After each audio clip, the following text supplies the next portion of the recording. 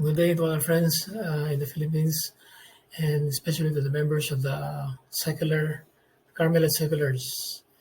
Today, I will share with you something about the declaration of the Carmelite Teresian Charism, and I will specifically speak about the third part, the Charism and the Teresian vision of the human person, and it will be a series of short video talks from number 11 to number 20. So medyo mahaba yun. And today, I will specifically start with number 11. The title is The Carmelite Way of Being Human and Christian. Now, let me read it first for you, the text. Being a viscous Carmelite is a concrete way of living the human condition and Christian identity. The Teresian charism contains an anthropology, a particular vision of what it means to be a man or a woman, which is no different from that proposed by the gospel. Seen from a specific perspective, we are convinced that the Teresian vision of the human person demonstrates its relevance in the face of humanity's search for meaning and happiness today.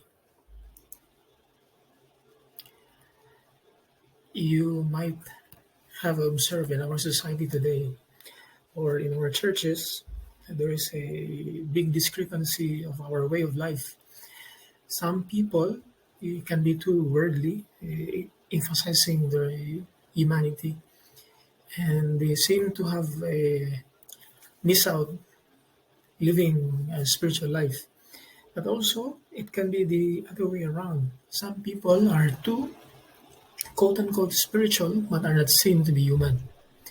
In today's topic, Santa Teresa of Jesus teaches us that a Carmelite is a Christian. A Carmelite is human. Carmelite values the human person. A Carmelite is a Christian because we take Christ as our model.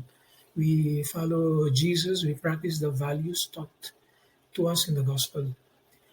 Carmelite cannot be more than a Christian. A Carmelite spirituality is not higher than the spirituality of Jesus, which is Christianity. The love for the sacred humanity or of the human person is rooted on the basic doctrine of the incarnation. It is very interesting because Santa Teresa of Jesus entered and she lived in a convent of incarnation in Avila for 27 years. There, she learned not only the ways of spiritual and mystical life, but also how is it to be human.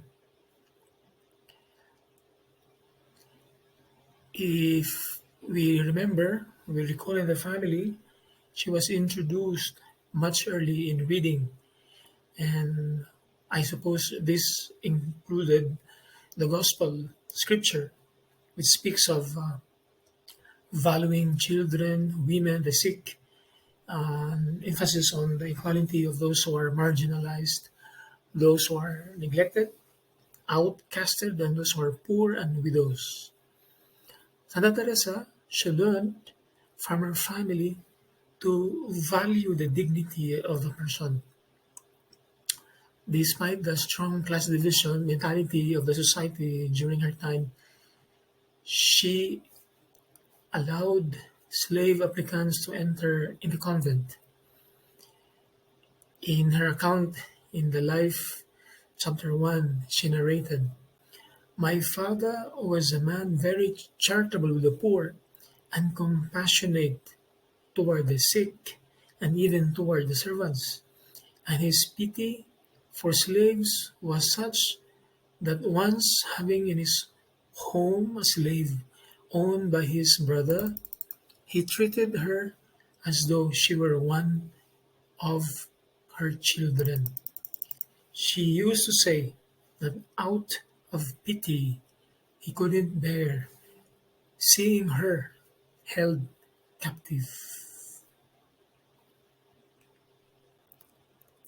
This is very important because Santa Teresa, she knew that even those people who are religious may also fall into this dynamics of not really respecting the value of the person. For example, many in our days today may be very excellent, good, and well intentioned people, religious, excellent in preaching and in their task as a religious, but may have some loopholes in their treatment towards others, especially the workers or the servants. The barometer of how one lives the Carmelite spirituality is how the person treats others, especially in those of the workers and servants. Some of us also in our family may have the inclination to treat the servants, the katulong, the drivers a bit different because they are only servants and drivers. Even before the idea of friars and the nuns and the seculars, there used to be primary, secondary, and the tertiary. That is why you are called tertiary. In reality, in the mind of Santa Teresa, there are no third class Carmelites. We are all Carmelites. We only differ in our functions, in our apostolate and ministries. We all receive the same vocation as Carmelites, and therefore she values the dignity of the human person. For her, it is a basic principle and a universal value of the Church. Santa Teresa meditates on the sacred humanity of Jesus in the interior castle and the sixth mansion, chapter 7:5. There she learned the humanity is never an impediment on our spiritual life.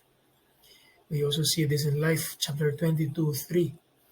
And then she said, I started again to love the most sacred humanity.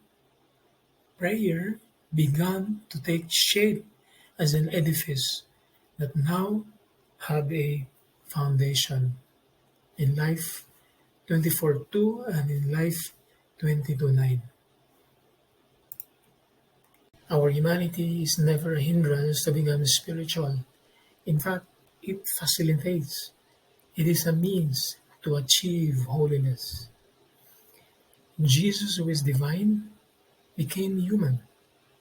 We should live as humanly as possible because we are destined to become divine. The more you desire to become a Carmelite, the more you become a Christian. The more you become a Christian, the more you become human.